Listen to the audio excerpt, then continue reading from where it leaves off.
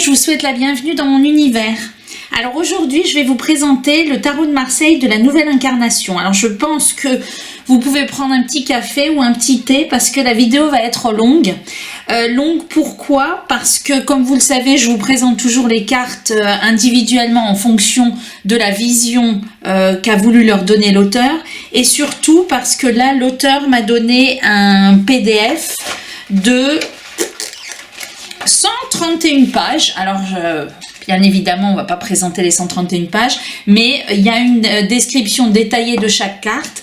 Donc, pour toutes les cartes du tarot, il y a à chaque fois la description de la carte que je vais vous présenter.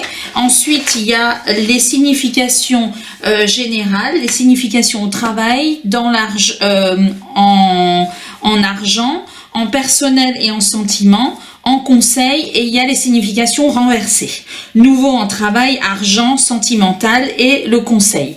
Donc, comme d'habitude, je ne vais pas vous présenter toutes les significations, juste les représentations qui ont été faites par l'auteur sur les cartes. Et donc, on va s'attaquer à ce tarot de Marseille qui a la particularité d'avoir des mineurs qui sont illustrés et qui sont illustrés avec les vraies définitions du tarot de Marseille. Donc, on va faire un petit zoom pour que vous voyez bien les cartes. Ça, c'est peut-être un peu trop. Voilà. Et donc, on va commencer. Donc, il y a un certificat d'authenticité et on va commencer par les majeurs. Voilà.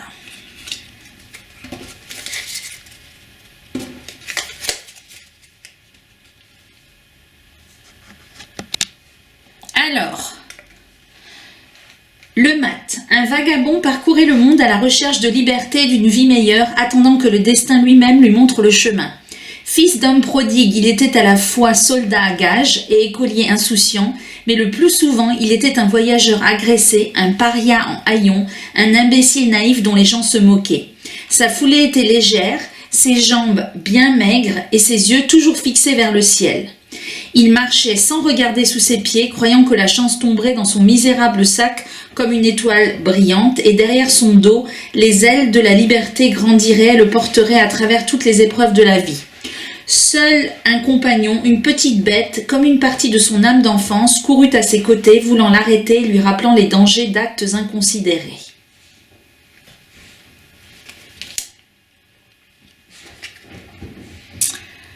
Le battleur. Un battleur adroit a vécu en capitalisant sur la simple curiosité des gens de la rue.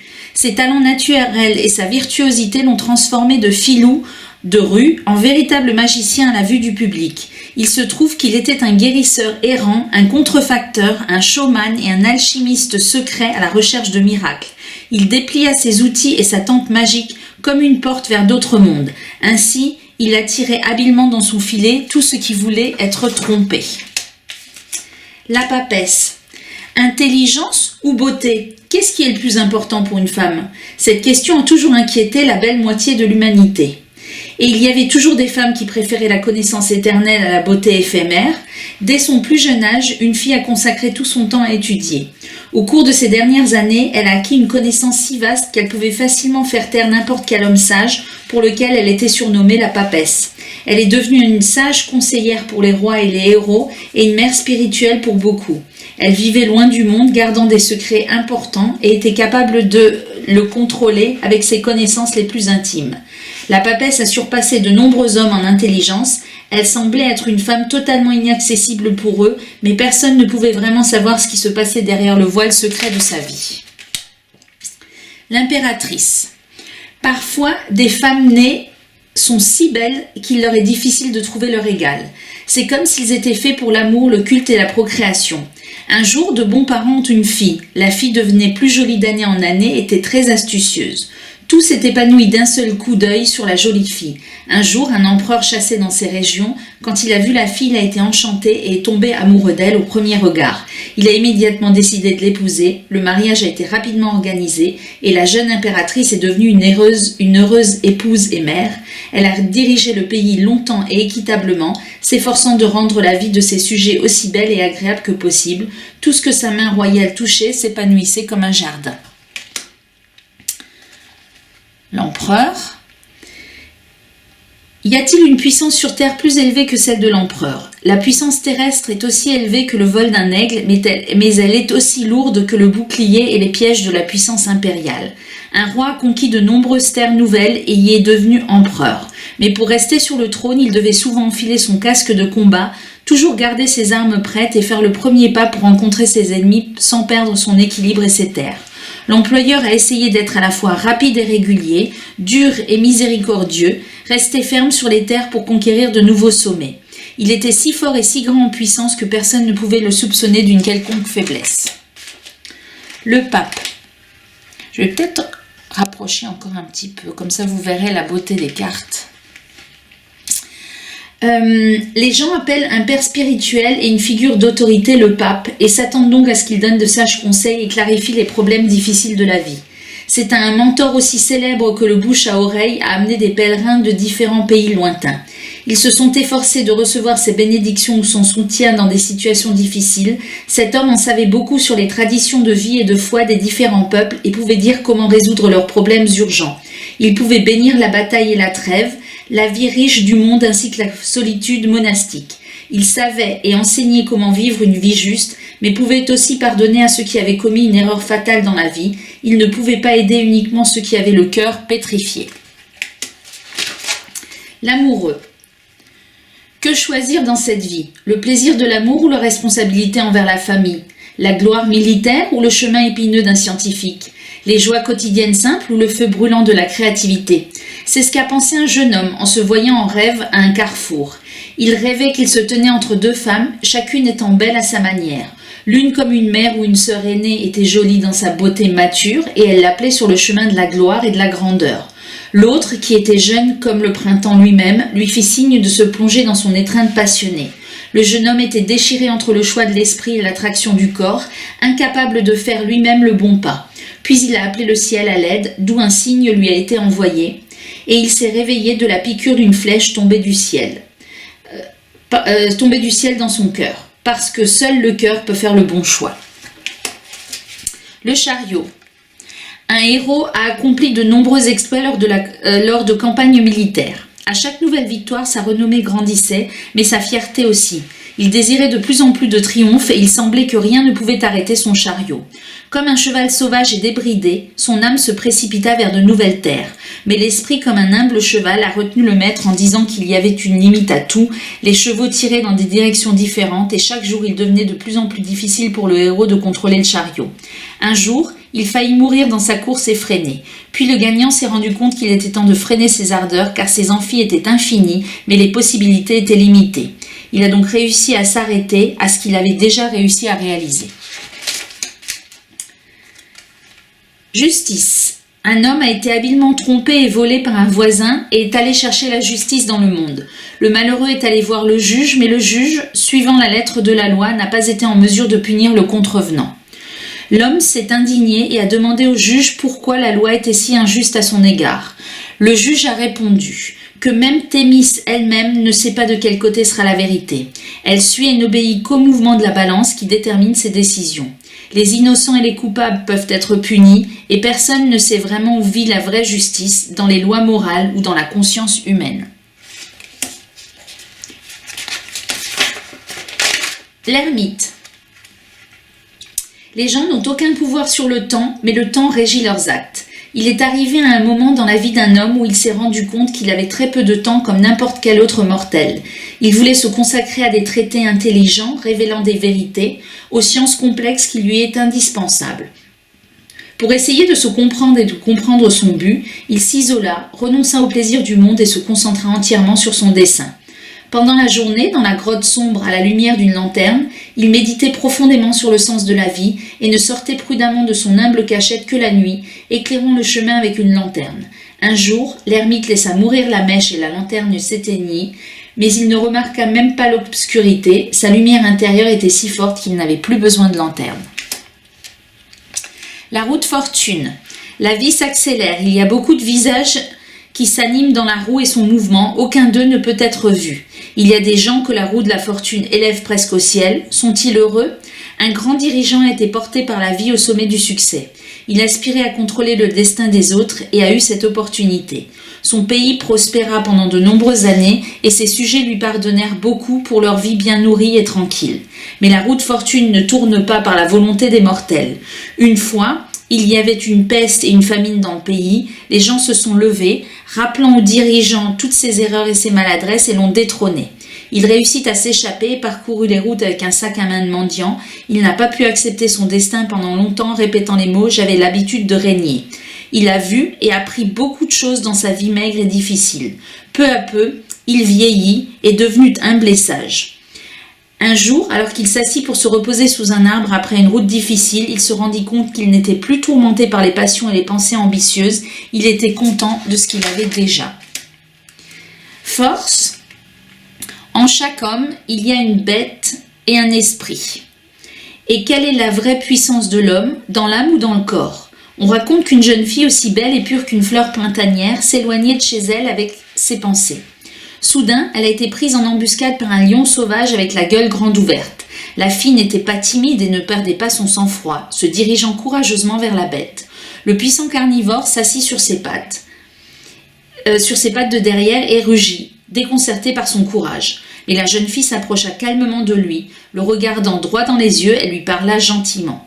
Elle était si confiante que la bête ronronna et commença à la caresser comme un chat domestique. La spiritualité de la fille était capable de maîtriser le pouvoir sur l'esprit de l'animal et une douceur authentique et un amour inconditionnel rendaient la fille fragile plus courageuse que le lion. Une conscience claire et des pensées pures ont soumis la force brute à la volonté humaine et la vertu a triomphé. Le pendu. Un vassal fidèle a été calomnié par des rivaux et soupçonné de trahison par son seigneur. Cet homme ne savait pas se justifier. Il n'y avait rien à faire, alors il accepta humblement la terrible punition. Il a été dépouillé de ses biens et en tant que traître a été condamné à être honteusement pendu la tête en bas. Avant son exécution, l'homme a dit qu'il avait servi fidèlement son maître, qu'il n'avait pas de quoi se repentir et que s'il le fallait, il sacrifierait volontiers sa vie pour celle de son maître. Le maître entendit ces paroles et douta de sa culpabilité. Le condamné sur la potence lui a fait réaliser beaucoup de choses, comme s'il voyait le monde à l'envers et en comprenait les profondeurs. Quand il a perdu connaissance, le maître a décidé que son fidèle serviteur en avait assez de l'épreuve, alors il lui a ordonné d'être libéré. La mort du pendu était très proche, mais le destin l'a protégé, lui donnant une nouvelle vie et une nouvelle vision sacrée du monde. La mort. Avant la première bataille de sa vie, un soldat a rêvé qu'il rencontrait la mort sur le champ de bataille. Quand il l'a vu, il a demandé grâce, disant qu'il était très jeune et qu'il n'avait pas encore eu assez de temps pour vivre. La mort a fauché silencieusement tout le monde, soldats, généraux, partisans du camp et prêtres, car l'heure était venue. Il s'approcha du soldat, arrêta sa marche destructrice et lui sourit. Dans ce sourire, il ne voyait pas un verdict sur lui-même ou la fin de sa vie, mais plutôt un nouveau tournant dans sa fortune. Dans la matinée, le soldat s'est rendu compte qu'il ne mourrait pas. Cela lui a donné force et confiance dans la bataille à venir. Il est revenu en héros de cette bataille. Tempérance. Les anges ont leurs propres tâches, les mêmes que toute autre créature dans ce monde. Dieu a donné à un ange 2 cruches et lui a dit de tempérer le vin avec de l'eau pour que les gens ne boivent pas trop de cette boisson enivrante provoquant colère et querelle. L'ange devait mélanger les 2 liquides divins, versant de l'eau dans la cruche avec du vin et ne renversant jamais une seule goutte. Il a fait ce travail avec beaucoup d'habileté et de persévérance, sachant que la nature humaine était ambivalente et que l'équilibre de ses éléments physiques et spirituels ne doit pas être bouleversé. Le diable. Comment distingue-t-on le terrible diable d'un lutin espiègle ou d'un dieu de la forêt ? Ce n'est pas si difficile. Il était une fois dans une forêt proche des habitations, vivant un jeune lutin effronté et méchant. Il aimait inventer toutes sortes de divertissements, jouer avec les enfants et taquiner les adultes, surtout ceux qui observaient les convenances à l'extérieur mais rêvaient de vraies orgies en privé. Pour tous ceux qui étaient prêts à rire avec lui, c'était un gentil et doux démon. Mais pour les gens trompeurs, déshonorants et avares, il a tendu des pièges qui étaient très difficiles à éviter. Parfois, les amoureux qui sont devenus complètement fous de leur passion vigoureuse ont été pris dans ces pièges. Le jeune lutin grandissait et riait de moins en moins en rencontrant de graves vices humains. Il est devenu un vrai diable et ses amusements et ses pièges se sont transformés en entraves pour les malheureux. Mais beaucoup de gens ont compris que s'ils pouvaient le faire rire, il redeviendrait un joli lutin pendant un certain temps et les laisserait partir. La maison Dieu. Un roi a décidé de s'ériger une tour pour lui-même, ce qui serait beaucoup plus haut que ce que tous ses voisins avaient. La construction a pris du temps et a enrichi de nombreuses personnes dans le royaume. Mais finalement, le moment vint où la tour était prête et le roi décida de monter solennellement au sommet de celle-ci et de jeter un regard fier sur les environs. Le bâtiment a été un très grand succès. Ses bords, en forme de pointe de couronne, semblaient atteindre le ciel. Le roi et sa suite étaient montés tout en haut quand tout à coup le ciel est devenu sombre avec des nuages, un orage sans précédent a éclaté et un horrible éclair a frappé la tour de toutes ses forces et l'a détruite. Le roi et tous ceux qui se tenaient près de lui sont tombés sur la terre comme de petites gouttes de pluie, et en 1 heure tout était fini comme si de rien n'était, mais dès lors, les ruines de la tour sont devenues un reproche silencieux à l'orgueil humain. L'étoile. Il existe de nombreuses légendes fantastiques dans le monde dont beaucoup promettent un bonheur incroyable aux gens. Sont-elles vraies ? Personne ne le sait avec certitude. Mais cela n'affaiblit pas la foi des gens dans les miracles. Il était une fois une jeune fille qui a entendu parler d'un rituel mystérieux. Ils ont dit que de se baigner dans une source magique sous les étoiles rendrait la beauté et la jeunesse éternelle. Elle devait se rendre la nuit dans un endroit mystérieux et très isolé. Alors que la fille rêvait d'un miracle, elle a choisi une nuit claire, est arrivée à la source avec beaucoup de difficultés et s'est préparée pour la baignade. Et tout d'un coup, l'air s'est rempli de bonheur et l'étoile la plus grande et la plus brillante s'est allumée dans le ciel juste au-dessus de sa tête, remplissant les environs d'une lumière miraculeuse. La fille prit plaisir à se baigner dans la source éclairée par l'étoile qui brillait jusqu'au matin, puis elle est retournée à la maison sans en dire un mot à personne. À partir de ce jour, elle fit de son mieux pour aller au puits magique chaque nuit, dans l'espoir de revoir son étoile. Le bonheur de l'espoir l'a rendue belle et jeune pendant longtemps. Il semblait que les étoiles, en particulier la plus brillante, aimaient la fille, car les étoiles donnent toujours du bonheur à ceux qui croient au miracle. La lune. Alors, l'histoire raconte qu'une fois au crépuscule, 2 ennemis implacables, un loup et un chien, se sont rencontrés dans un étang à l'extérieur des murs de la forteresse. La pleine lune a surgi, plongeant le monde dans sa lumière mystérieuse et froide. Les animaux se souvenaient alors qu'ils étaient frères et se racontaient leurs peines et leurs joies. Plus la lune brillait, plus leur voix devenait forte. À minuit, ils sont devenus fous et ont commencé à chanter sous l'influence du globe de la nuit.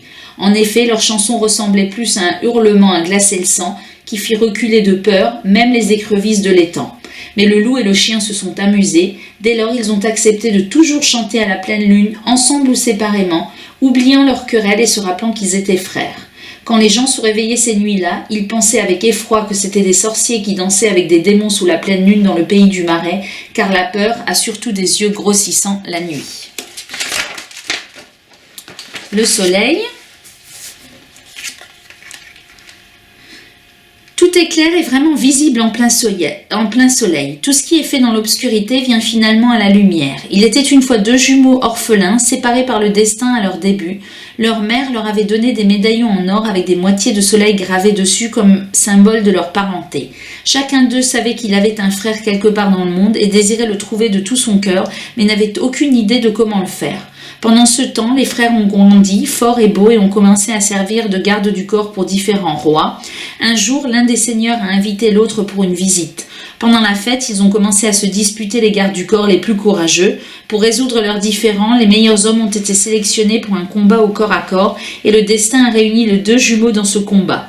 Le soleil brillait si fort sur l'arène, comme s'il voulait que les jeunes hommes se reconnaissent plus rapidement. Les spectateurs ont été étonnés de voir qu'ils ressemblaient à 2 poids dans une cosse, et les frères ont vu des médaillons d'or donnés par leur mère sur le cou de l'autre et se sont rendus compte qu'ils étaient enfin réunis. La réjouissance générale ne connaissait pas de limite et les seigneurs ont organisé une table de fête pour célébrer cet événement joyeux qui est devenu un véritable hymne au soleil, à l'unité et au bonheur et dont le peuple se souviendra toujours. Le jugement. Un roi est allé en guerre avec un voisin pour lui saisir de riches terres. Ce n'est pas sa première guerre qui est devenue difficile et meurtrière. De nombreux soldats et habitants pacifiques sont morts lors de la dernière bataille pour la forteresse principale de l'ennemi, mais la forteresse a été prise et le roi se réjouit de sa victoire. Dans la matinée, il est sorti de la citadelle dévastée et a vu le champ jonché à l'horizon avec les cadavres de ceux qui étaient morts dans la bataille. Le roi est retourné sur les lieux et est entré dans une chapelle pour prier avant le voyage de retour. Et la première fresque sur le mur qu'il a vue était la scène du jugement dernier. L'archange sonnait de la trompette et les gens se levaient de leur tombe pour être jugés par le ciel pour toutes leurs offenses. Le roi se rendit compte que toutes ces victoires ne valaient pas le grand nombre de victimes et le moment était venu pour lui d'être tenu responsable de chaque vie qu'il avait détruite. Et on termine par le monde.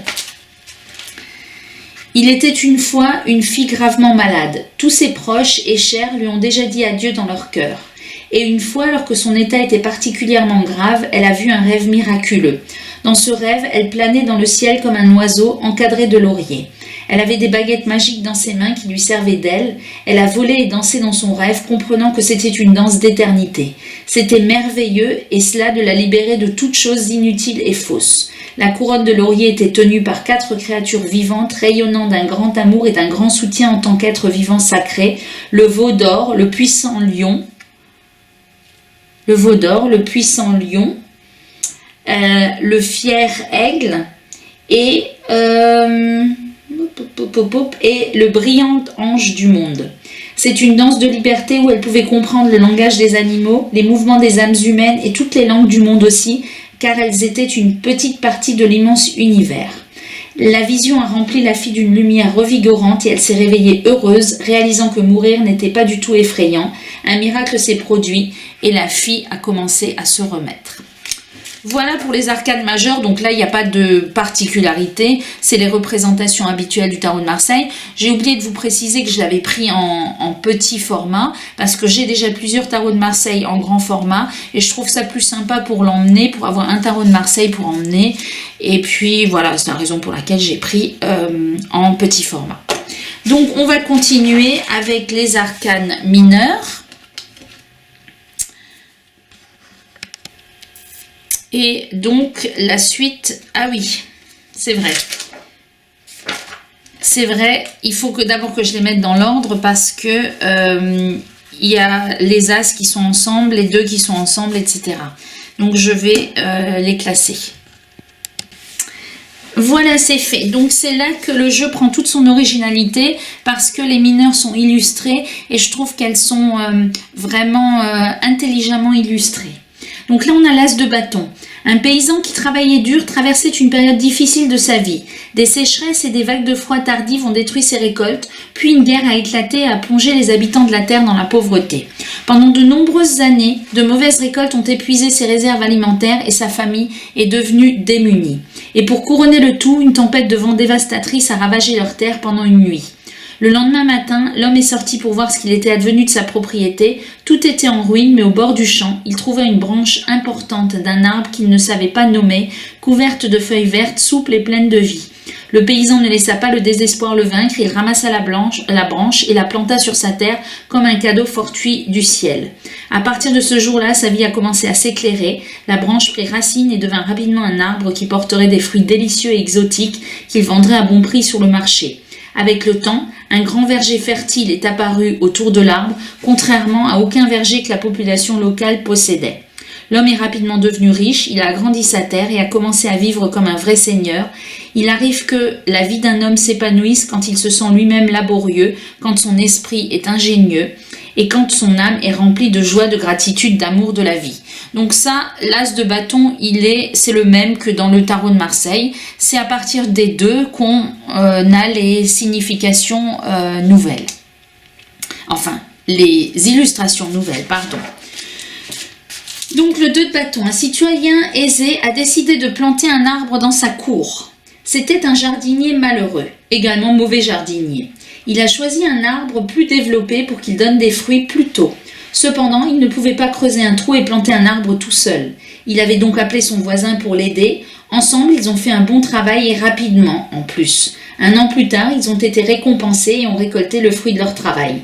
Ils ont réussi à le distribuer également. Il est fort plaisant de partager la récolte avec ceux qui épousent votre travail et investissent leur énergie dans la même cause que vous. Le 3. Une dame respectable a vécu une vie prospère avec son mari. Elle aurait pu se livrer à l'oisiveté pendant des jours. Cependant, la jeune femme était intelligente et active. Elle aimait cultiver son jardin. Grâce à ses soins et à sa diligence, ses plantes ont fleuri et sont 3 fois plus belles et généreuses que celles des autres propriétaires. La jardinière industrieuse a mis beaucoup de connaissances et de compétences dans son travail. Les plantes semblaient fleurir au contact de ses mains. Tout le quartier les admirait. Des gens d'autres endroits venaient en acheter des semis, car la rumeur disait qu'ils étaient les plus beaux et les plus fructueux. La femme travaillait pour le plaisir, et à cela s'ajoutait la prospérité de sa famille. C'est ce qui arrive lorsque vous faites des choses avec intelligence et amour. Elles portent leurs fruits pour le bien et pour la joie. Le 4 de bâton. 2 artisans qualifiés ont fabriqué un coffre à la demande d'une famille noble. Les clients étaient impatients de le récupérer le plus rapidement possible, mais les artisans n'étaient pas pressés. Ils ont travaillé calmement et soigneusement. Cette opération s'est très bien déroulée. Les maîtres l'ont décoré de fines sculptures de bas en haut. Il avait des tourelles à lancettes et des sculptures sur les murs. À la date convenue, ils ont apporté le coffre aux clients avec beaucoup de joie dans leur cœur parce que le fruit de leur travail était étonnamment beau et les artisans avaient de quoi être fiers. Le 5. Un homme gardait des oiseaux dans sa cour. Il l'a fait plus pour son propre plaisir que pour le profit. Il aimait beaucoup ces animaux de compagnie, les choyait, les nourrissait de bon cœur. En le voyant, les oies et les canards ont couru vers l'homme, un par un, pour prendre de la nourriture dans ses mains, en ricanant et en battant des ailes joyeusement. Il semblait que ce serait toujours comme ça. Mais la prospérité n'a pas duré éternellement. De manière inattendue, les faucons chasseurs du prince local ont commencé à visiter la paisible cour des oiseaux. Ils faisaient du désordre et volaient des poulets et des canetons. Beaucoup de choses ont changé depuis. L'éleveur de volailles devait garder ses animaux de compagnie avec une double force pour éviter le danger, mais c'était pour la bonne cause car il faut protéger et préserver ce que l'on aime. Le 6 de bâton. 2 rois voisins se disputaient pendant des années. Le sujet de leurs différends était la route commerciale entre leurs terres. Chacun a construit une forteresse imprenable de son côté de la frontière. De temps en temps, il y avait des escarmouches dans la gorge où passait la route, et parfois il y avait des batailles dans lesquelles des gens étaient tués. L'hostilité a épuisé les 2 côtés, mais les rois ne pouvaient pas se réconcilier. Cela aurait pu durer très longtemps, mais soudain, des troupes barbares de pays lointains ont commencé à attaquer leurs terres. Les guerriers étaient avides, impitoyables et très forts. C'est alors que les rois ont réalisé qu'ils ne pouvaient pas le faire seuls. Ils ont mis fin à leur inimitié et ont formé une alliance contre le redoutable ennemi. Il arrive souvent que pour vaincre une menace commune, même des ennemis jurés s'unissent et deviennent amis. Le 7. Il y avait un homme qui vivait en ermite dans une grotte, loin des gens ordinaires et des personnes de haut rang et des puissants. Il jeûna, purifia sa chair et éleva son esprit par la prière. Souvent des ours et des lions sauvages venaient chez lui. Ils ont empiété sur sa maigre nourriture et son humble abri. L'ermite devait se défendre à main nue ou avec une simple massue. L'homme n'était pas jeune, mais vivant seul au milieu de nombreux dangers, il a développé un corps fort, un esprit puissant et une agilité d'esprit. Il a donc réussi à repousser les prédateurs. Le 8 de bâton, une jeune femme issue d'une vieille famille pauvre voulait trouver son bonheur. Elle a appris par ses mères et ses nounous de la maison. Elles lui ont également appris à bien filer et à broder, à gérer une bonne maison et à être une bonne épouse. La femme était diligente et habile. Elle pourrait aller dans une grande ville, devenir courtisane d'un noble, voir le monde, se montrer, épouser un homme de statut plus élevé, peut-être même par amour. Cette dame était séduisante et ambitieuse, mais pas courageuse et peu intelligente. Elle n'a pas tardé à épouser un homme facile à vivre et travailleur qu'il aimait. Elle lui a donné un enfant, a dirigé la maison et a toujours gardé son mari bien en vue, le faisant travailler dur pour subvenir aux besoins de sa famille, afin qu'il n'ait pas le temps de regarder d'autres femmes. Et ainsi, elle a vécu, ne voyant que ce qui était proche et ne voulant pas savoir ce qui était autour. Son mari travaillait dur, peu à peu son amour pour sa femme a fané. Comme une fleur qui ne fleurit pas sur les pierres. Cette histoire se répète toujours, le bonheur n'a pas besoin d'une surveillance étroite, le bonheur a besoin de nouveautés et d'espace. Le 9. Chaque destin humain est plein de vicissitudes. Un parent cruel a privé une duchesse de son trône et de sa richesse par une ruse. Pour donner plus de tranquillité d'esprit aux nouveaux propriétaires, ils ont banni la pauvre femme. Ce faisant, elle était accompagnée d'un vieux serviteur fidèle avec un âne. Elle avait un flacon d'eau, du pain au lieu de la couronne. La pauvre fille n'avait pas d'autre choix que de commencer une autre vie pleine de difficultés et d'épreuves. La duchesse n'accepta pas son bannissement, mais n'avait ni la force ni le pouvoir de se battre à ce moment-là. Elle décida donc de ne pas sombrer dans le désespoir et de chercher refuge dans d'autres pays, de regarder la vie en dehors de ses terres et de tester sa force et de commencer une vie différente. Peut-être pourrait-elle revenir à l'ancien plus tard, mais d'une manière nouvelle. Parfois, les difficultés mettent sa force à l'épreuve, les rendant plus forts et plus sages en leur donnant une nouvelle force au final. Le 10 de bâton. Un vigneron était connu pour ses excellents vins.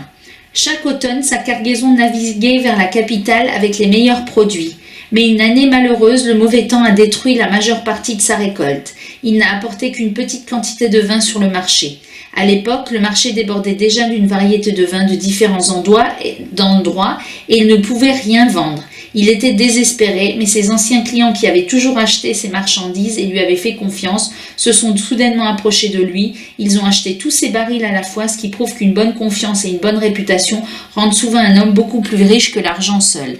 Et là, c'est très intéressant parce que le 10 de bâton dans le rider, c'est la fin, c'est le fardeau, c'est quelque chose qu'on n'arrive plus à soutenir, alors que dans la numérologie, le 10, c'est un nouveau cycle, et que dans la définition là qui lui a été donnée, eh bien c'est une coopération réussie, quelque chose de nouveau qui reprend. Donc le valet de bâton, un jeune homme voulait beaucoup ressembler à son père, un brave cavalier et un homme au caractère fort. Plus d'une fois, le fils a essayé l'arme de son père, mais c'était au-delà de ses forces. Le bâton était aussi lourd que la responsabilité du pouvoir sur les gens. Incapable de le soulever, le jeune homme s'est penché dessus en tant que bâton, à la recherche de soutien. Les objectifs du prince étaient grands, et jour après jour, le garçon s'entraînait et apprenait les sciences, sachant que le jour viendrait où la force et l'expérience lui viendraient, puis il serait transformé d'un maître de bâton en un véritable cavalier ou roi. Le cavalier de bâton. L'histoire raconte qu'un cavalier est un grand homme joyeux. Toutes les raisons étaient bonnes pour les blagues et les joies. Il était souvent invité par différents nobles et rois car il emportait avec lui un festin joyeux, partout. C'est un brillant conteur et il avait une fable ou une histoire, une canzone ou une légende pour chaque occasion de la vie. Le cavalier était jeune, mais il avait déjà la réputation de grand connaisseur des âmes humaines et du cœur des femmes, alors gagner la faveur d'une autre belle dame était facile et agréable pour lui. L'amant venteux des femmes n'avait qu'une faiblesse. En signant de son seul et unique amour non partagé, il portait toujours une fleur fraîche d'une violette dorée près de son genou gauche. Là. Mais dès que le charmant cavalier de bâton eut le désir de rendre la faveur et l'attention à sa dame de cœur, de nouvelles aventures amoureuses lui firent signe et il tourna dans l'autre sens. La reine de bâton. Parmi les vertus d'une belle dame, outre sa beauté et son intelligence, il y avait son talent de patronne des arts. Elle a accueilli des poètes, des artistes, des musiciens et tous les admirateurs d'Apollon à la poitrine dorée dans son cercle intime. Belle comme une muse, passionnée et lumineuse comme le feu, elle aimait l'art autant qu'elle aimait la vie elle-même. Les hommes considéraient que c'était un grand honneur de gagner ses faveurs. Cette dame était infiniment généreuse et avait le don de voir dans l'avenir des gens et d'éveiller leurs talents cachés. Celui qu'elle touchait avec son bâton d'attention devint plus brillant et s'ouvrit comme une fleur à côté d'elle, car elle était une véritable patronne des arts. On termine par le roi de bâton. Il y avait une fois un dirigeant plein d'énergie et d'envie d'agir. Il a élargi ses frontières, découvert les cultures étrangères et enrichi ses coffres. Mais il devait souvent contenir sa propre ardeur, réalisant le besoin de s'accrocher à ce qu'il avait déjà.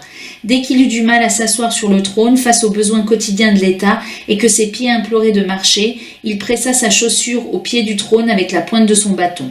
Dans le même temps, le dirigeant n'a jamais oublié les confins de son âme et était prêt pour de nouvelles croisades dès qu'il avait l'énergie de le faire. Il a fait forger son armure sous forme d'aile. C'est pourquoi il est connu comme un vrai roi, volant toujours vers l'avant. Voilà pour la suite des bâtons. On continue avec les coupes. Donc là encore, on a un as de coupe qui est commun au tarot de Marseille. Une fille d'une famille noble est devenue orpheline lorsqu'elle était enfant et s'est retrouvée à la merci de sa méprisante belle-mère dans sa propre maison. Sa vie était pleine de difficultés et il semblait qu'aucun espoir n'était en vue. Parfois, les prétendants de sa demi-sœur jetaient un coup d'œil sur sa beauté, mais leur intérêt ne dura jamais longtemps, car elle était mal habillée et passait la plupart de son temps occupée aux tâches ménagères. Malgré tout, la fille était invariablement gentille et amicale avec tout le monde. Une fois, elle a trouvé un présent laissé de sa mère que sa belle-mère lui avait caché. L'héritage sous la forme d'un calice orné a été fabriqué de manière experte. À l'intérieur se trouvait un certain nombre de reliques familiales et les ornements du calice racontaient l'histoire des femmes de leur famille. La jeune fille a pris le calice avec elle et dans les moments difficiles, elle l'embrassait comme si c'était sa propre mère qui guérissait son âme avec de précieux souvenirs et de l'amour. À partir de ce jour, quelque chose a changé en elle, la fille a commencé à s'épanouir et aucun vêtement sordide ne pouvait le cacher.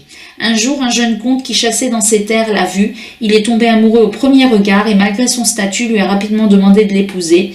Et il se trouve qu'à la femme dont le cœur est plein d'amour, la vie donne une chance de devenir une épouse heureuse et bien aimée. Le 2. Il se trouve que les mains et le cœur des amoureux sont étroitement liés et que leurs yeux regardent dans des directions différentes.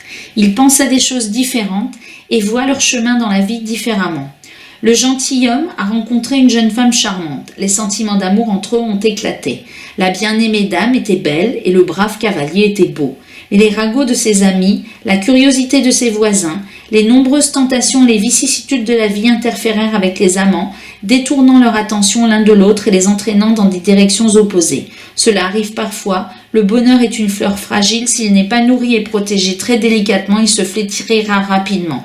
Il y a une graine de perte dans chaque union amoureuse. Le 3 de coupe. Un citoyen aisé avait toutes les nécessités d'une vie heureuse et plus que l'on ne pouvait souhaiter. Une belle maison, une belle épouse, un sac à main plein d'argent et une cuisine délicieuse chaque jour. Il était heureux, mais il manquait encore quelque chose d'important. Lorsque sa jeune femme a donné naissance à son fils, il s'est rendu compte qu'il était vraiment heureux. Le bébé était si doux et enjoué que ses parents ne pouvaient s'empêcher de le regarder et de l'admirer. Et même les caprices de leur progéniture bien-aimée leur donnaient de la joie, et cela remplissait le cœur du couple d'amour et donnait un sens à leur vie. Le 4 de coupe, qui là n'est pas une carte de regret et de tristesse. Deux amants se sont mariés et ont commencé à vivre ensemble. Pour eux, le lit conjugal est devenu à la fois un lieu de repos, un abri pour de longues conversations intéressantes et un terrain de plaisir amoureux. Ils se sentaient si bien ensemble, si calmes et heureux, si chaleureux et douillets, qu'ils se sont rendus compte que la peine n'est pas un obstacle à l'amour et que la fiabilité et la fidélité apportent également du plaisir. Le 5. Une charmante dame était célèbre parmi d'autres femmes pour son expérience et sa sagesse. C'est pourquoi elle était souvent invitée en tant que convive, assise à la tête de la table. Elle offrait toutes sortes de friandises et de boissons. Lorsqu'elle dégustait un verre de vin, les gens lui demandaient de lire les cartes, de répondre à leurs questions et de donner des conseils sur des questions familiales difficiles. Ils ne faisaient souvent qu'écouter ces histoires sur la vie dont ils tiraient pour eux-mêmes beaucoup d'informations utiles et intéressantes. C'est souvent le cas. Lorsqu'une personne est prête à partager sa sagesse et son expérience avec les autres, les gens réagissent avec beaucoup de gratitude et de chaleur. Le 6 de coupe. Il y avait une jeune femme qui était enceinte. Elle est allée se promener un jour d'été ensoleillé dans le jardin. La nature était en pleine floraison. Elle respirait la douce odeur des fleurs et des arbres. Soudain, la femme se sentit malade à cause de la chaleur. Par chance, sa grand-mère et sa mère l'ont vue de la fenêtre. Les femmes se sont précipitées à son secours, sa mère a tendu à sa fille un verre d'eau fraîche et sa grand-mère l'a calmée et bercée. Elles ont accouché et élevé de nombreux enfants et petits-enfants, de sorte qu'avec leur connaissance des questions familiales, leur expérience familiale et leur chaleur de cœur, elles ont pu soulager la condition de la femme enceinte. La proximité et l'amour des membres de la famille sont très importants dans la vie. Le 7, voyant comment les gens ordinaires de son quartier souffraient d'extorsion, un honnête et courageux noble est venu demander justice à son suzerain. Ce dernier était en colère contre le vassal pour son imprudence flagrante et décida de l'exécuter. Il l'a privé de ses biens et de son rang et l'a jeté dans une fosse avec des lions affamés. Mais l'homme était fermement convaincu que les bêtes ne lui feraient pas de mal car la vérité était de son côté. Il a fait appel à la protection des puissances supérieures. Un miracle s'est produit, le ciel l'a protégé. Les lions se sont retirés de l'homme courageux et l'ont entouré, ronronnant comme des chats. Lorsque les convictions d'une personne sont fortes, son amour pour le monde est désintéressé et sa confiance dans le destin est grand, aucun danger ne peut le menacer. Le 8 de coupe. Il y avait un homme bon qui aimait beaucoup sa famille. Il a rassemblé ses proches autour de la table à chaque occasion. Il était toujours généreux, nourrissant chacun à sa faim et leur donnant tout ce qu'il pouvait. Sa famille s'agrandit chaque année, ses enfants avaient leurs propres enfants et à chaque fois qu'il y avait de plus en plus d'invités à table. Mais la richesse de l'hôte est restée la même, il devenait de plus en plus difficile pour lui de nourrir sa famille et il essayait toujours d'accueillir tous ceux qu'il aimait chez lui. Puis l'heure vint où il y avait plus de familles qu'il ne pouvait en nourrir. L'homme était affligé, mais sa femme bien-aimée l'a réconforté. Elle a ordonné qu'un plat soit préparé, que tous soient invités à partager cet humble repas. Des sœurs, des frères, des enfants, des petits-enfants et même les serviteurs sont venus voir l'homme hospitalier parce qu'il l'aimait tellement. Chacun a apporté sa petite contribution à table. Le dîner a été un grand succès parce que l'amour unit le cœur des gens et le véritable amour est généreux et toujours prêt à partager le meilleur. Le 9 de coupe, ils disent qu'il y a des endroits comme le paradis. Le ciel est haut, la nature est généreuse, les palais sont magnifiques et les gens y sont gentils. Même les animaux et les oiseaux y sont sains et saufs. Dans l'un de ces endroits, dans une vallée fleurie entre deux palais élancés, il y avait un beau jardin. Peu de gens savaient où se trouvait ce jardin. Il faisait toujours chaud là-bas. Les fleurs et les arbres étaient parfumés, le ruisseau clair murmurait doucement, et c'était si paisible et si calme que toutes sortes d'oiseaux y volaient pour se reposer de leur vol et de l'agitation de la journée. Hibou et hérons, perroquets et geais, faucons et hirondelles, même les partis en guerre ont oublié toutes leurs querelles pendant un moment. Personne ne s'est senti étranger ou paria là-bas, tout le monde a trouvé un terrain d'entente à l'ombre des arbres du jardin.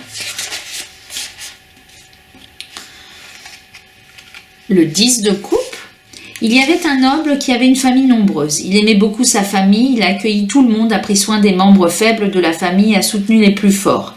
Il n'a reconnu aucune division de ses fils aînés et plus jeunes a essayé de répartir ses terres également entre eux. Tout le monde savait que s'ils venaient voir le chef de famille, ils obtiendraient de l'aide en parole et en acte. Et tant que cet homme était au pouvoir, il se sentait confiant. Mais il a vécu assez longtemps pour que ses cheveux deviennent gris. Il avait cédé la quasi-totalité de ses terres à ses enfants adultes. Ses petits-enfants ont grandi. Il a vu que chacun vivait sa propre vie. Le vieil homme était triste, pensant que sa famille n'avait plus besoin de lui. Mais une année, il eut une mauvaise récolte et une famine dans sa terre déjà petite. C'est alors que le vieil homme a découvert à quel point ses proches l'aimaient. Tous les enfants et petits-enfants sont venus voir leurs parents bien-aimés pour voir comment ils pouvaient l'aider. Tout le monde lui a apporté tout ce qu'il pouvait, de la nourriture, des vêtements et du vin. Tout le monde l'a honoré, lui disant des mots de gratitude et d'amour pour tout ce qu'il avait fait pour eux. Le vieil homme a pleuré, mais c'était des larmes de bonheur. Le valet de coupe. Dans l'ancien temps, une belle fille est tombée amoureuse d'un célèbre cavalier. Il était réputé indifférent au charme féminin, était sévère et majestueux, avait un beau visage et semblait ne connaître que les batailles dans les tournois et le service à son roi. Le cœur de la jeune beauté se serra à la vue de son amant, mais il ne sembla pas la remarquer. Puis elle décida de faire un pas audacieux. Elle s'est changée en homme et est venue vers le cavalier pour lui servir de valet. Le maître est rapidement tombé amoureux du serviteur attentionné, surpris de sa propre disposition sincère. L'amour de la fille grandissait de plus en plus, elle s'est rendue compte qu'elle ne pouvait plus cacher sa passion, et puis un jour lors d'une fête, la jeune fille, découvrant ses boucles dorées ornées d'un diadème, offrit à son seigneur un verre de vin y mettant tous ses sentiments. Soudain, le cavalier vit que son valet était une jeune fille et se rendit compte qu'il était amoureux d'elle depuis longtemps. C'est ainsi que la belle fille a gagné un amour mutuel. Le cavalier de coupe. Il existe des légendes de cavaliers qui ont entièrement consacré leur vie à l'amour. Ces légendes sont aussi belles que les noms de ces hommes, leurs visages et leurs actions, aussi beaux que le visage des dames qu'ils aimaient. Chacun de ces cavaliers portait ouvertement et de manière désintéressée la coupe pleine de sentiments chauds aux reines de leur cœur. Le véritable amour déborde toujours, sa coupe est profonde et lourde. Cependant, un amoureux romantique sait tenir facilement le récipient de la passion tendre comme une plume et est prêt à donner tous ses sentiments à sa bien-aimée en s'inclinant devant sa tête découverte. Il arriva cependant que la potion d'amour offerte par le cavalier à la dame ne fasse que capturer son cœur et le laisser indifférent, et l'attirance de la dame pour le cavalier resta sans contrepartie. C'est pourquoi il était le cavalier de coupe, l'unique propriétaire et intendant du vaisseau de l'amour ardent. Donc c'est un séducteur. La reine de coupe, une noble dame, était très attirante pour les hommes en raison de sa beauté et de sa richesse, mais elle était aussi très généreuse. Connaissant son âme et sa vulnérabilité, elle a toujours essayé de contrôler ses sentiments, les cachant aux gens autour d'elle. La beauté a gardé sa sensibilité comme on garde du vin précieux dans un verre exquis, recouvert d'un couvercle qu'elle tenait fermement dans ses mains délicates. Elle ne partageait la richesse de son cœur qu'avec ceux qu'elle aimait vraiment. C'est la seule façon de devenir la reine de ses affections. Et le roi de coupe, je sais que c'est un peu long, mais bon, juste la présentation des cartes... vous pouvez la voir sur d'autres chaînes. L'amour est un sentiment qui conquiert tout le monde. Ce n'est pas non plus étranger au roi. Un dirigeant très digne est tombé amoureux d'une femme qui n'était pas de la lignée royale. Il l'a secrètement rencontrée et a souhaité en faire sa femme. Mais une telle démarche pourrait gravement affecter l'avenir de sa couronne, car il y avait de nombreux méchants autour, essayant de s'emparer de son pouvoir et prêts à utiliser tous les moyens et astuces contre lui. Ce roi se souciait beaucoup de l'avenir de ses sujets et ne voulait pas que ses nobles avides prennent le pouvoir. Il a retenu ses sentiments d'amour, mais a attendu le bon moment pour rendre publique son affection sans nuire à l'avenir de l'État. C'est la voix d'un vrai roi de coupe, plein de bonté et d'amour. Voilà pour les coupes. On continue avec les épées, c'est bientôt fini. Donc l'as d'épée, un fier chevalier était très intelligent et habile au combat, mais pas assez noble et riche pour obtenir une épée digne d'un guerrier renommé et pour atteindre une haute réputation. Dans les tournois, il se démarquerait toujours par sa bravoure et il se retrouvait souvent à un pas d'une victoire majeure, mais ses armes lui faisaient toujours défaut. Sa plus grande ambition était d'obtenir une épée en acier de Damas et de la rendre glorieuse grâce à ses exploits au combat. C'était un homme têtu et il combattait comme un lion dans chaque bataille. Il était toujours le premier à se lancer dans un assaut. Son ambition était si grande que même grièvement blessé, il continua inlassablement à se battre. Le destin a épargné sa vie. Un jour, le chevalier a sauvé son suzerain sur le champ de bataille. Le roi, reconnaissant, a accordé une excellente épée en acier de Damas au bras guerrier et en a fait son confident. À partir de ce jour, le chevalier est devenu célèbre non seulement pour ses victoires dans les batailles, mais aussi pour son jugement en matière de paix. Souvent, comme le légendaire roi Alexandre, il devait se frayer un chemin à travers les nœuds de l'intrigue de la cour qui était difficile à démêler. Il continua à défendre honorablement le monarque et son propre nom et devint réputé pour sa sagesse, son jugement et sa bravoure. Le 2 d'épée. Un guerrier et un homme d'église se disputaient une fois sur ce qui était le plus fort au monde, l'épée ou le livre. Le chevalier dit « À quoi me servent vos manuscrits, moine ? Et mon épée est ma meilleure amie. Une fois que je la prends en main, la tête de mon ennemi tombe de ses épaules. » Le moine réfléchit et dit « Comment pouvez-vous, un guerrier comme vous, distinguer votre ennemi de votre ami ? Comment saurez-vous si vous battez pour la bonne cause ou si vous faites tomber la tête pour rien ? Vous ne pouvez aller nulle part sans mes livres et mes connaissances. » Le chevalier et le moine se sont donc disputés pendant longtemps et ne pouvaient pas comprendre ce qui était le plus important, la force ou la connaissance. Ils en ont eu assez de se disputer, mais aucun d'entre eux n'a pu prouver que leurs armes étaient plus importantes. Ils ont réalisé que la connaissance est le pouvoir entre les mains de certaines personnes et que les armes sont le pouvoir entre les mains d'autres personnes. On ne peut se passer ni du livre ni de l'épée et ainsi ils se sont réconciliés. Le 3 d'épée. Un prince a trouvé un serviteur infidèle près de ses appartements qui essayait de le voler. Le prince a fait honte à son agresseur et a crié pour le faire tomber, mais cela ne servait à rien. Ses paroles ne faisaient que mettre le voleur en colère. Le serviteur a sorti son poignard et était sur le point de tuer le prince, mais a été arrêté par un chevalier noble et intrépide qui se trouvait à proximité. Il était réputé pour ses exploits et son service irréprochable. La justice a prévalu et le mal a été puni. L'apparition du guerrier a arrêté le poignard du criminel et a sauvé la vie du prince. C'est souvent le cas dans la vie. La tension entre deux parties intéressées est résolue par l'intervention d'un tiers digne de cette tâche. Le 4. Une princesse est devenue veuve et a perdu son trône, qui appartenait auparavant à son défunt mari. Le nouveau dirigeant l'a emprisonnée dans une tour afin d'éviter toute intrigue et toute influence possible sur ses affaires, mais la veuve était très intelligente et puissante. Elle ne pouvait pas rester assise tranquillement dans son enfermement, ignorant ce qui se passait autour d'elle. Elle a donc demandé au prince de lui permettre de planter un petit jardin sur la tour d'observation de sa prison. Le prince n'y voyait aucune menace dans cette demande. C'est ainsi que la femme a décoré sa citadelle, a pu voir tous les environs d'une hauteur et en plus apprendre beaucoup de nouvelles choses grâce à ses observations.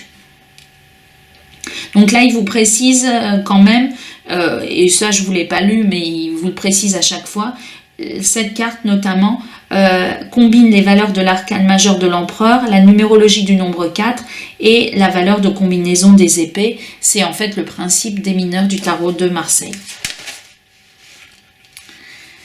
Le 5 d'épée. Un noble roi a été attaqué par son ennemi rusé qui était beaucoup plus fort que lui. Lui-même n'a jamais réussi dans l'art du combat. À ce moment-là, personne à côté de lui ne pouvait l'aider. Le roi rassembla donc tout son courage avec un esprit de vainqueur, porta un coup décisif au puissant ennemi et priva ce dernier de sa tête. Il se sauva ainsi, devint célèbre et fit parler de lui. De nombreuses personnes en parlaient avec le respect et admiration. Dans la vie, pour gagner le droit d'être appelé un héros, un grand homme doit surmonter le doute, la peur et la pitié. Le 6 d'épée. Un comte a participé à de nombreuses campagnes militaires glorieuses. Il était connu comme un commandant courageux et généreux. Dans les campagnes militaires, il a pu rassembler un petit groupe de chevaliers loyaux et nobles. Ils avaient tellement confiance en leur suzerain qu'il y avait une discipline de fer dans l'unité. Les guerriers n'agissaient qu'en harmonie avec la volonté du comte et les idées de leur chef, sachant qu'ils les conduiraient tous à la victoire au profit de leur intérêt commun. Le 7 d'épée. Alors ça c'est intéressant parce que vous savez que le 7 d'épée, il n'a pas la même signification, notamment le 7 d'épée dans le Rider et dans le Marseille. Et donc là, on vous explique que deux nobles comtes voisins ne pouvaient pas partager un riche morceau de terre frontalière. Chacun d'eux pensait que la terre était la leur, et toutes les tentatives des avocats éminents et des grands seigneurs pour les aider ont échoué. Mais les deux comtes ont été sages et ont décidé de régler le conflit d'une manière inhabituelle. Ils ont accepté de jouer à un jeu de backgammon qui a été apporté de l'étranger. Le gagnant serait propriétaire du terrain. Les deux étaient réputés pour être des joueurs brillants et donc le jeu s'est avéré être une vraie bataille dans laquelle il n'était pas clair de savoir qui serait le vainqueur jusqu'à la toute fin. Cependant, l'un d'entre eux s'est avéré être un joueur plus performant dans ce jeu et l'autre a dû l'admettre et a accepté sa défaite.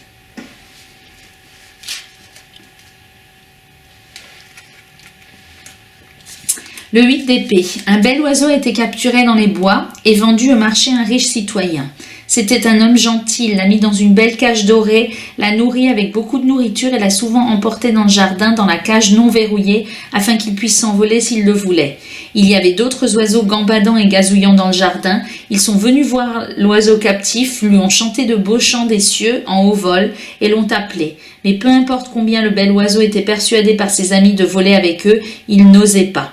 Sa cellule était si propre et confortable et sa vie si satisfaisante qu'il ne pouvait pas décider de ce qui était le plus important, son bien-être ou sa liberté. Alors, il volait autour de sa confortable prison, ne chassant pas ce qu'il voulait vraiment. Le bien-être donne souvent une sorte de force et de protection, mais ne vous permet pas de déployer vos ailes librement. Le 9 d'épée. Une charmante dame s'est mariée contre son gré par la complicité des familles. Cela aurait pu être correct car c'était une chose courante à l'époque. Mais le mari s'est avéré être un tyran cruel. Il a causé beaucoup de douleur à la femme, l'a trompée, battue et humiliée. Lorsque la pauvre dame a tenté de s'échapper, il l'a menacée de l'emprisonner, ne lui donnant que du pain et de l'eau. Il voulait la voir morte. La femme réfléchit longtemps et réalisa qu'elle n'avait aucune issue. Elle a donc décidé de faire un pas extrêmement dur. Elle a attendu que son mari dorme, puis elle prit son épée du mur et, rassemblant toutes ses forces, lui porta un coup fatal. Et puis, elle réussit à donner l'impression que son mari avait été tué par des voleurs qui étaient entrés par effraction dans la maison la nuit. Personne n'aimait cet homme méchant, alors tout le monde la croyait. La femme a gagné dans une confrontation difficile et est devenue libre. Le 10 d'épée. Un duc avide de terres étrangères assiégea impudemment un royaume voisin. La vie s'arrêtait, les marchands ne pouvaient pas faire de commerce et les paysans ne pouvaient pas récolter leurs récoltes. Les principautés voisines ont souffert du voisin méchant et belliqueux. Le roi des assiégés perdit tout espoir. Il a appelé les princes voisins à l'aide. Ils se sont réunis et ont décidé que l'envahisseur n'avait pas de plan d'action clair. Ils se sont mis d'accord sur la manière de vaincre l'ennemi insidieux, ce qu'ils ont rapidement accompli avec succès. Il arrive souvent que l'épée d'acier de Damas écrase le fer, la stratégie l'emporte sur la tactique et la capacité de trouver des alliés vainc un adversaire solitaire et myope. Donc là encore, c'est pas une carte aussi difficile que dans le Rider parce qu'on n'a pas quelqu'un qui est au bout. On a quand même une idée de conflit, mais on a quand même une idée de nouveau cycle et de conflit qui s'arrange. Le valet d'épée, dans l'ancien temps, les gens se méfiaient souvent des gauchers, croyant qu'ils étaient impliqués dans les ruses du diable. Bien sûr, ce n'était qu'une mauvaise superstition, mais il y avait des exceptions malheureuses à cela. Il y avait un homme gaucher qui servait un seigneur noble et sans enfant. Son maître était sympathique et de bonne humeur, ne se doutait pas que son valet avait de l'astuce. Le valet comprit rapidement qu'il ne pouvait gagner la confiance du noble, devenir proche de son cœur et tout faire pour que son maître l'adopte.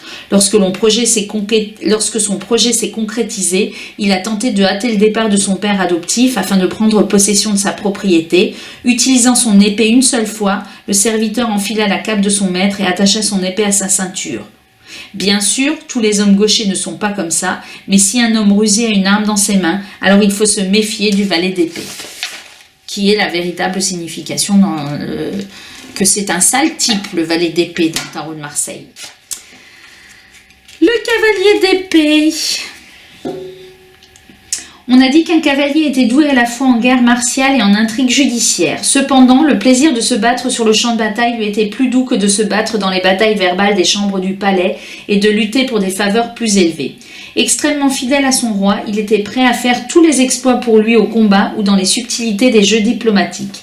Il se précipitait sur le champ de bataille ou retournait à la cour impeccable pour y défendre l'honneur de son suzerain. Ce cavalier était parfois enclin à commettre des actes téméraires aux motifs les plus purs, mais pouvait aussi rapidement corriger son erreur. C'est pourquoi le vrai cavalier d'épée peut rapidement faire tourner le cheval au galop pour résoudre les difficultés soudaines. La reine d'épée. Tout le monde n'est pas reine, mais vous pouvez devenir reine en faisant de votre mari ou de votre fils des rois. Il y avait une reine qui était soudainement devenue veuve et a dû quitter le trône pour une vie d'isolement loin du monde. Cette femme était enceinte d'un héritier. Elle portait l'enfant de son mari décédé, un roi.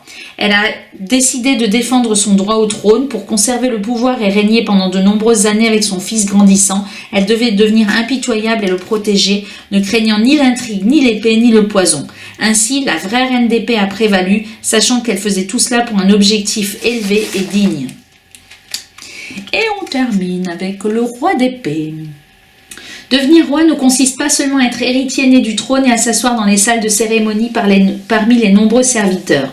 Il y avait un prince qui voulait monter sur le trône, mais son chemin vers la couronne était long et ardu.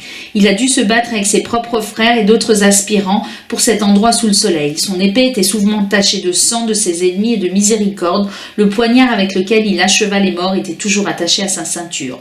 Lorsque cet homme est monté sur le trône, il n'a pas accroché ses armes et son armure de combat au mur, a continué à se battre dans des tournois pour ne pas perdre son habileté au combat. Pour commémorer son ascension, il avait 2 masques forgés sur ses épaules pour terrifier quiconque oserait attaquer, le vrai roi d'épée. Voilà pour les épées. Et on termine cette longue présentation avec les deniers. Tout le monde ne peut pas faire bon usage de la richesse et des autres cadeaux que le destin leur a donnés. Un bel homme est né sous une belle étoile. Il avait tout, la richesse, la perspicacité naturelle et la possibilité de devenir un savant ou un noble puissant. Pourtant, il s'est avéré être paresseux dans ses études, superficiel, capricieux et querelleur. Les gens autour de lui étaient attristés qu'il gaspille inutilement ses talents. Il allait perdre sa vie à se délecter d'indolence, à dépenser tout ce qu'il avait en plaisir oisif jusqu'à ce jour. Après s'être assoupi après un repas copieux, il s'est vu dans un rêve tenant une énorme pièce d'or dans ses mains. Sa prise était lâche et ainsi la pièce est tombée au sol et a roulé. Le jeune homme s'est précipité pour la récupérer, mais un géant a bloqué son chemin et souriant méchamment a dit « Pourquoi avez-vous besoin d'une telle richesse si vous en faites un mauvais usage ?» Le jeune homme était accablé de désespoir. Il a supplié le monstre de lui donner la pièce, craignant de tout perdre. Il se réveilla de son sommeil et trouva un denier d'or sur le sol, recouvert de terre. Il l'a attrapé et a poli la pièce. À partir de ce moment, il a mené une vie qui a changé. Ayant réalisé à quel point il devait apprécier tout ce que le destin lui donne, il a appris à ne pas gaspiller d'argent. Le 2 de denier.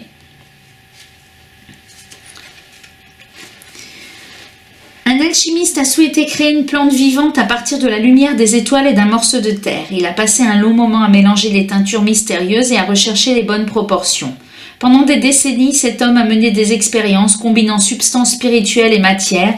Il est devenu solitaire et insociable.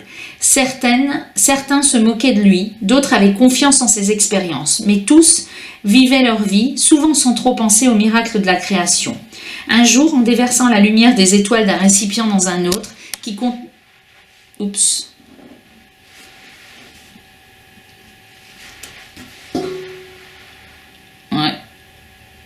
Maintenant, il y a un reflet. Voilà. Qui contenait un morceau... Où est-ce que j'en étais ?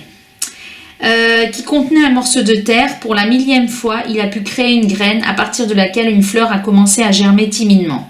C'est ainsi que la patience, la connaissance et la foi dans la transformation de la matière engendrent le miracle et la spiritualisation de nouvelles formes de vie.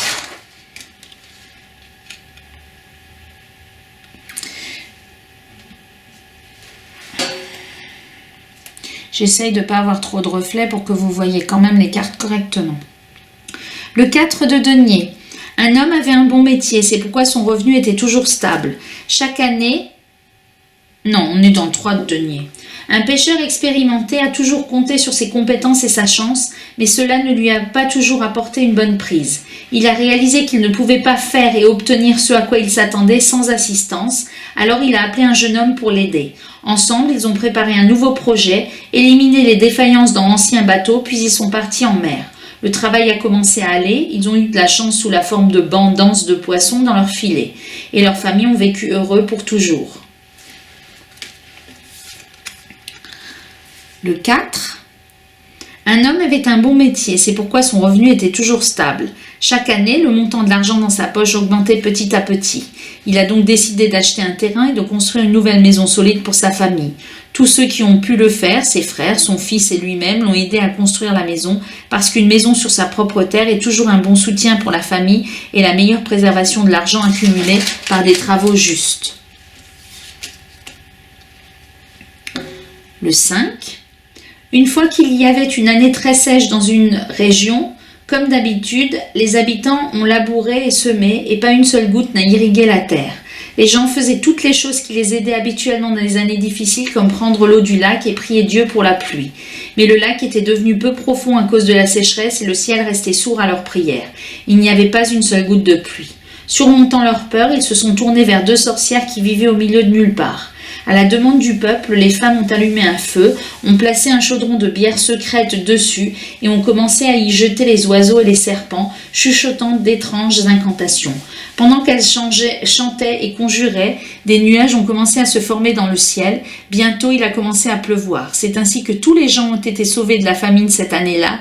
Il est difficile pour de simples mortels de combattre les forces de la nature et la volonté du ciel de manière ordinaire. Nous ne devons donc pas toujours avoir peur d'utiliser ce qui semble effrayant ou inhabituel. Le 6. 2 frères ont étudié la construction dès leur plus jeune âge. Ils ont commencé avec des maisons pour les citoyens ordinaires. Comme cela arrive souvent, leurs compétences en construction se sont développées avec le travail et l'expérience. Ils ont pu calculer les coûts de construction et répondre aux souhaits complexes du client. On leur a demandé de construire des palais et des châteaux pour les nobles dans d'autres villes. Un jour, les frères ont été invités dans un autre pays pour construire un temple. Ils ont fait face à la tâche avec dignité, sans déshonorer leur réputation, et ont laissé un souvenir pendant des siècles.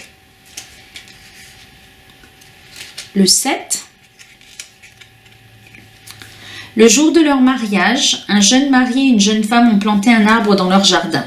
Ils s'aimaient beaucoup et l'arbre est devenu un symbole de leur amour. Leur bonheur n'a pas duré longtemps car le mari a dû partir en guerre. Il n'y a eu aucune nouvelle de lui pendant longtemps. Sa femme le désirait et avait hâte de le revoir. Elle a soigné l'arbre et a planté une vigne à ses racines. Mais un jour, après un orage, un creux s'est formé dans le cœur de l'arbre. Sentant quelque chose de mauvais, la jeune femme a soigné l'arbre encore plus fort comme si elle essayait de sauver la vie de son bien-aimé. Son mari, bientôt, rentra à la maison. Il avait une cicatrice sur sa poitrine à cause d'une blessure profonde. L'épouse a découvert que son bien-aimé avait miraculeusement survécu et il réalisa qu'il avait survécu grâce aux prières de sa femme et à son ardent désir de retourner auprès de sa bien-aimée. Le 8. Un renard a trouvé un bloc de fromage frais sur la route. Un paysan a dû le laisser tomber sur le chemin du marché. Juste au moment où le renard était sur le point d'amener le fromage dans son trou, un corbeau agile le saisit sous son nez et s'assit dans un arbre avec lui. Le corbeau n'avait pas faim et s'assit inutilement sur une branche, ne sachant que faire de sa trouvaille, que ce soit pour le manger maintenant ou le cacher pour l'avenir. Le renard attendait obstinément que le voleur effronté se fatigue. Ça vous rappelle quelque chose, le corbeau et le renard. Bon, le renard attendait obstinément que le voleur effronté se fatigue et laisse tomber le fromage de son bec. Ainsi, les bêtes stupides attendaient, n'osant rien faire. Le corbeau ne picorait pas le fromage et le renard ne cherchait pas une nouvelle proie. Il arrive souvent que si vous tenez trop fort à votre gain, le destin ne sera pas vraiment généreux. Le 9. Par la volonté du destin, un homme noble a obtenu une femme d'un niveau de vie moyen, mais a été épargné de tout héritier. Et donc, il est tombé amoureux de manière inattendue et accidentelle d'une belle jeune fille, mais pas de naissance noble. Il lui rendait visite tous les soirs. Chaque matin, il descendait sur une corde depuis la fenêtre de sa chambre, risquant de s'écraser. Il devait se cacher des gardes et des regards indiscrets des courtisans et éviter les réunions matinales avec sa femme en colère dans les chambres du palais. Mais il savait que sa douce bien-aimée en valait la peine. La femme a généreusement donné son amour à son homme, ne lui demandant rien en retour. Il lui a apporté de riches cadeaux, mais elle les a toujours refusés. Un jour, il a découvert qu'elle attendait un enfant et il n'a pas eu de fin à sa joie, ce qui arrive quand le vrai bonheur vient d'un endroit où vous ne vous attendez pas à ce qu'il vienne. Oui, parfois c'est pas très français la traduction. Bon. 10 de denier, un homme noble et riche n'avait pas d'enfant, lui non plus. Après de nombreuses années d'attente, il a finalement eu une fille. Son père l'aimait comme sa possession la plus importante, la chérissait, la nourrissait et la protégeait. Elle a grandi pour être incroyablement jolie, comme une fleur exquise de son jardin dans le palais que son père avait construit pour elle. Au fil des ans, elle s'est transformée en une belle et très riche mariée. Des ducs et même des princes se sont précipités pour lui demander sa main. Beaucoup sont tombés amoureux d'elle pour son charme, sa beauté et pour sa richesse. Ils lui ont composé des sonnets, se sont battus dans des tournois et ont fait des choses folles. La belle dame a calmement accepté les cadeaux coûteux et le culte des hommes, les prenant pour acquis. Cependant, il s'est avéré qu'elle était très sensée et clairvoyante car elle avait accepté d'épouser un prince très riche, augmentant ainsi son état déjà énorme. Parfois, le caractère raisonnable, pratique et merveilleusement équilibré avec une beauté merveilleuse. Le valet de denier. Il était une fois une noble jeune fille. Dès son plus jeune âge, elle avait un talent pour le dessin et la sculpture. À cette époque, les femmes n'étaient pas autorisées à pratiquer l'artisanat et les arts. Leur destin était la broderie et la décoration de la maison. La fille voulait apprendre de vrais maîtres. Vêtue de vêtements pour hommes et secrètement de ses parents, elle a commencé à visiter l'atelier d'un peintre de la cour. Au début, il l'a prise comme apprentie et lui a fait faire toutes sortes de travaux noirs. Mais la fille était astucieuse et attentive. Elle a appris les secrets de l'artisanat. Un jour, elle a donné à son professeur une excellente idée. Le maître a été surpris et depuis lors, il a prêté attention à son assistante et a commencé à lui enseigner. Quand il a découvert que son élève était une fille, il s'est senti amoureux d'elle, a fait d'elle sa femme, modèle et muse. La persévérance, l'ingéniosité et l'amour ont aidé le don du jeune artiste à se déployer. Le cavalier. Un noble cavalier ne pouvait jamais décider de ce qui était le plus important pour lui, l'argent ou la dignité et la liberté. Chaque fois qu'il avait l'occasion de s'enrichir, il remettait en question la source et la manière de gagner de l'argent, considérant ses principes au-dessus de ses intérêts monétaires. Chaque fois qu'il manquait de moyens et dormait en plein air, il regrettait de ne pas avoir fait fortune.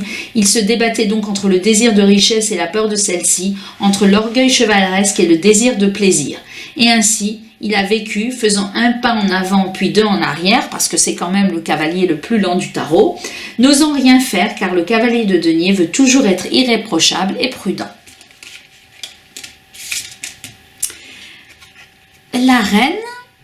Il y avait une noble qui avait une réputation impeccable bien au-delà des frontières de sa ville, qui se tenait toujours avec une grande dignité de ne donner jamais aucune raison de douter d'elle-même.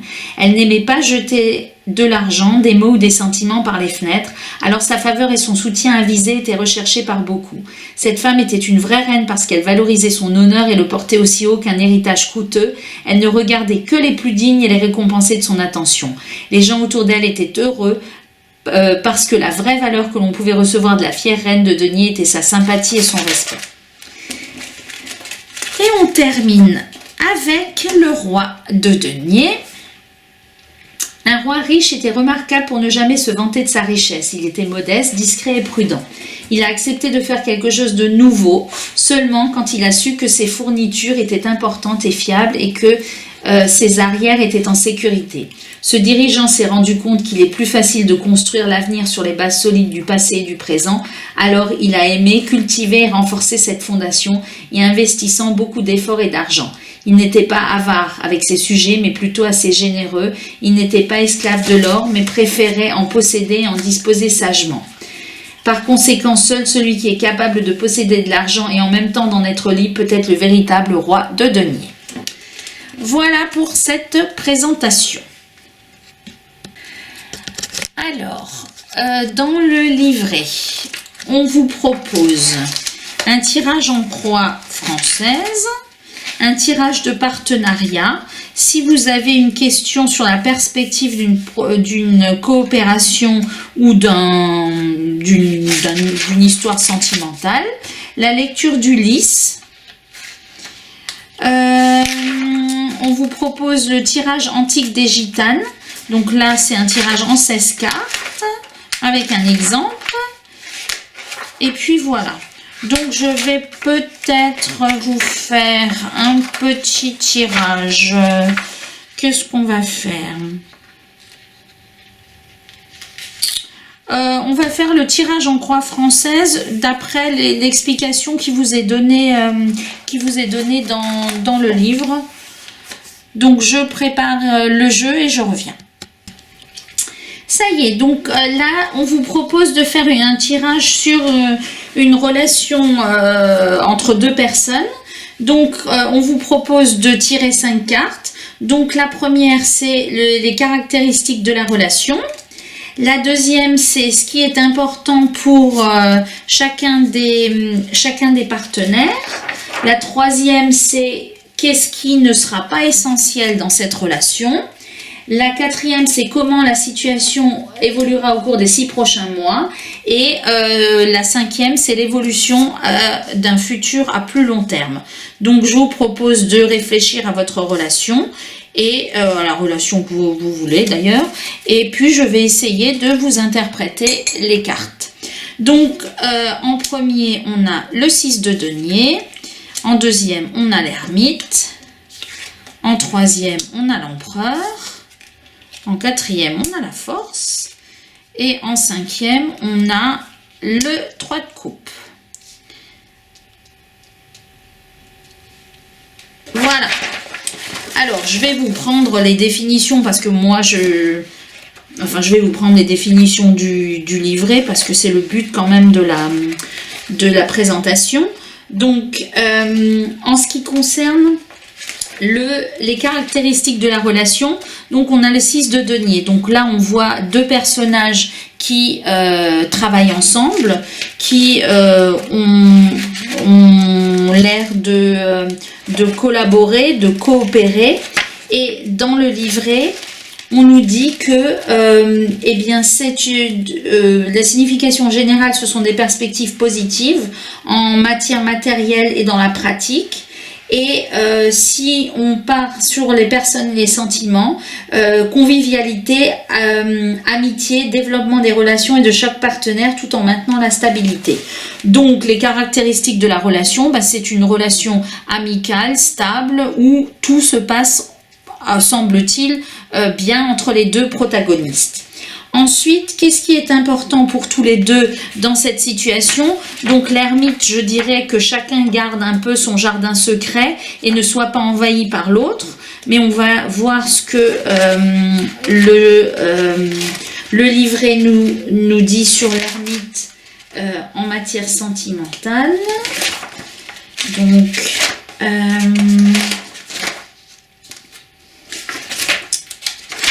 Donc, l'ermite en matière sentimentale, un partenaire plus âgé ou un partenaire avec un statut social plus élevé, une personne qui aime la solitude et une personne patiente et tolérante dans la communication, mais froid dans l'expression de ses émotions. Donc, en ce qui concerne ce qui est important pour tous les deux, c'est d'avoir un peu son jardin secret, de pouvoir profiter d'une certaine solitude dans cette relation, sans être tout le temps surchargé par l'autre. Alors, qu'est-ce qui ne sera pas essentiel dans cette relation? Donc, on a l'empereur. En matière sentimentale, eh bien, c'est une stabilité, les sentiments toujours au second plan après la carrière et le bien-être financier, et la recherche de l'accompagnement des personnes et un besoin de personnes de confiance. Donc, ce qui n'est pas essentiel, c'est que que l'un dirige l'autre et que l'un soit le soutien de l'autre. Apparemment, eh bien, chacun aime avoir son coin de solitude et n'a pas forcément besoin pour s'épanouir de l'autre. Il s'épanouit sûrement avec, mais il n'en a pas besoin. C'est une relation assez indépendante et il n'y a pas de codépendance entre les protagonistes. Ensuite, la carte numéro 4, comment la situation évoluera-t-elle au cours des 6 prochains mois? Donc là, on a une belle carte qui est la carte de la force. Et en matière sentimentale, eh bien, on nous dit que il y aura une flexibilité, mais une pression sur le partenaire dans une relation, une passion et une capacité pour se sublimer. Donc, apparemment, eh bien, il y a la passion qui s'annonce entre ces deux personnes, peut-être qu'elle est déjà là. Et en dernier lieu, comment la situation aboutira-t-elle après cela?